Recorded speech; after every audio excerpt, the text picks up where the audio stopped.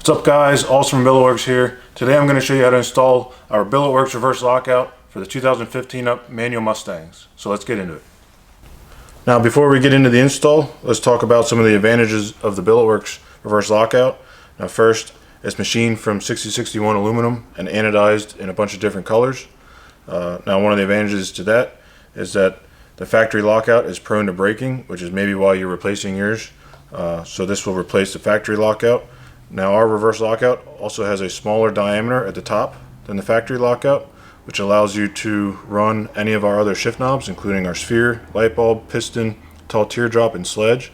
Previously you would have only been able to use the short teardrop or the hybrid shape due to the larger openings to work with the factory reverse lockout. But as you can see, a shape like the light bulb, our reverse lockout, can fit right inside.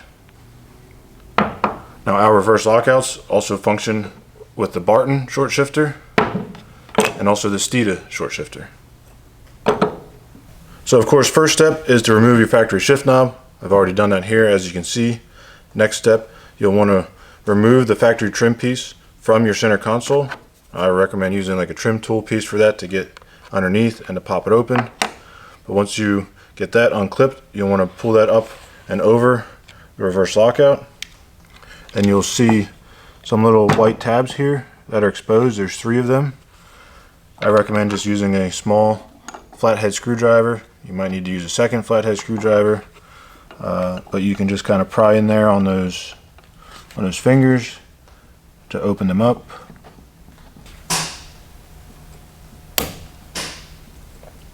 Now as I'm prying these fingers open, I might have to try and hold one of the fingers open while I get another flathead in on the other side. It can be kind of tedious.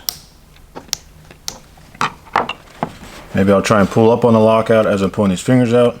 Now this lockout might already come out from the white piece just because I already went through this install, and maybe yours is like that too since it might have already broke. But once I can get this out,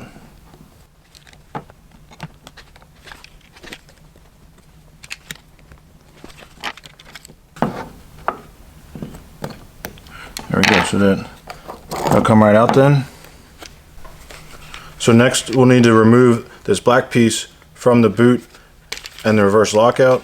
This might have already broken, like I said, on your factory lockout. You can see these 6 little spots.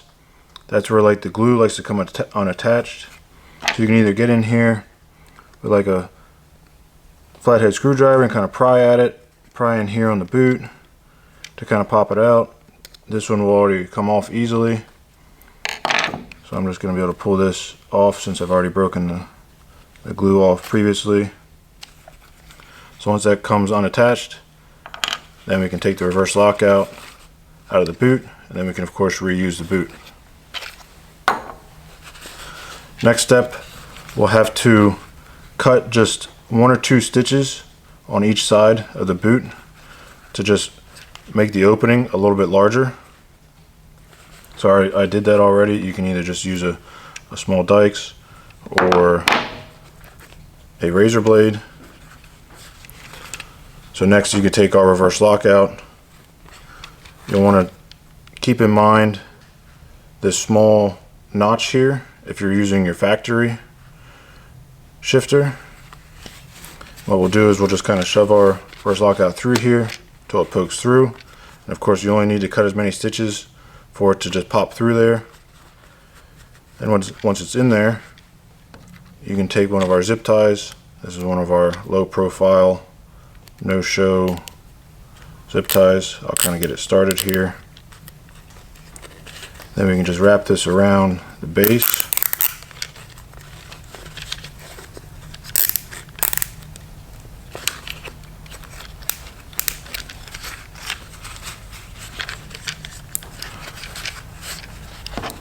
I'll just cut the excess off.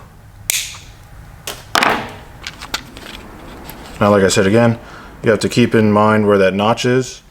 So that notch in the white piece is facing that way. And then based on how the trim goes back together, we'll face that notch the same way. I'll spin the lockout in the boot.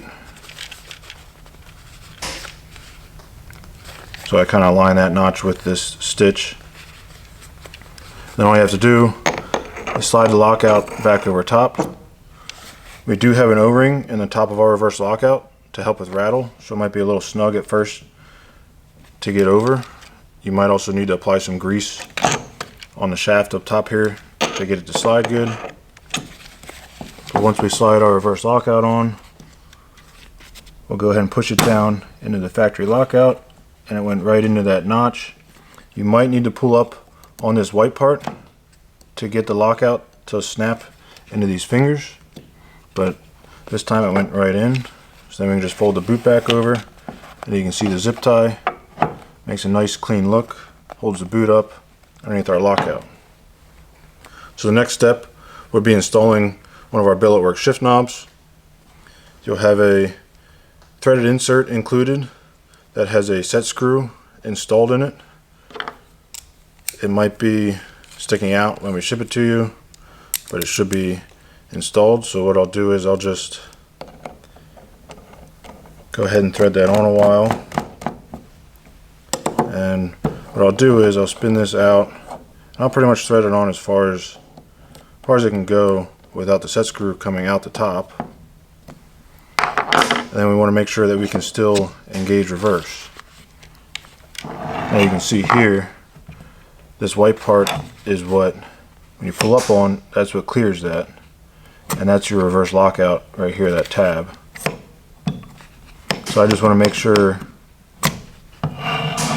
that this insert is high enough to engage reverse. If it's too low, you won't be able to engage reverse. So it's at a pretty good height now, but I'll just raise it just a half thread just to make sure it's still good. Then you can take an Allen wrench and just a regular crescent wrench and get on our insert here. Just hold the insert still, and then you can tighten the set screw. Now that will lock the insert into place, so now that insert won't be able to come loose by itself. Then you can choose whichever shape that you wanted to install. I'll just go with our sphere shape for now.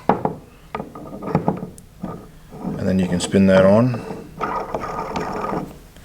Now it'll spin down until it stops.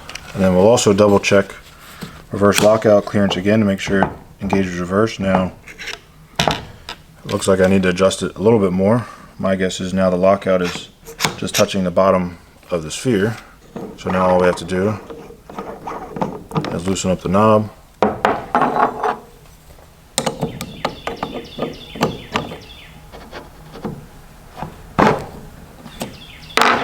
We'll raise the set screw some more. I'll just go about a full thread and a half maybe.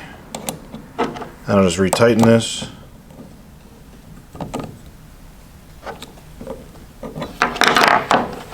Then we'll try this again.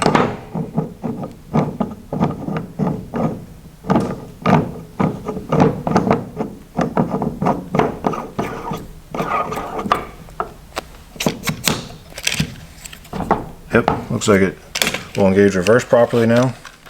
So I would wait to pop your trim back into place until everything is good up here, just in case you have to modify anything below. So you can see how our sphere shape functions with the reverse lockout. Now let's do another shape here real quick that has an engraving.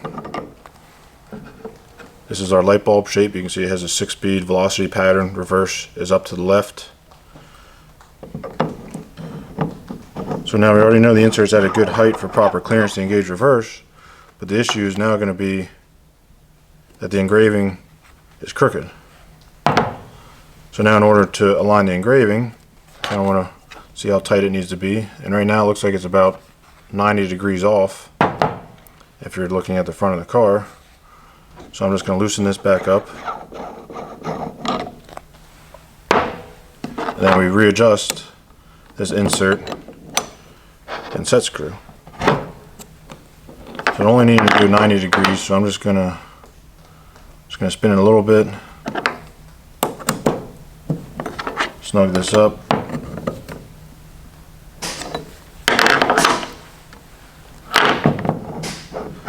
and then reinstall the shift knob. and it actually looks pretty good there.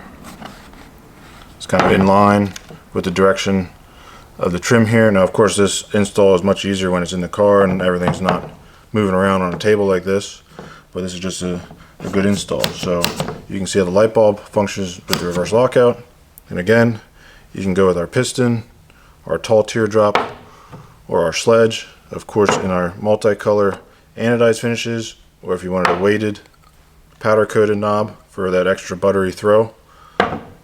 So now that we've finished the install, go ahead and head over to our website. You can shop our variation of colors. We have a lot of different colors other than what's shown here. We can do custom engravings, and if you don't see what you like, shoot us an email and we'll be sure to get you taken care of.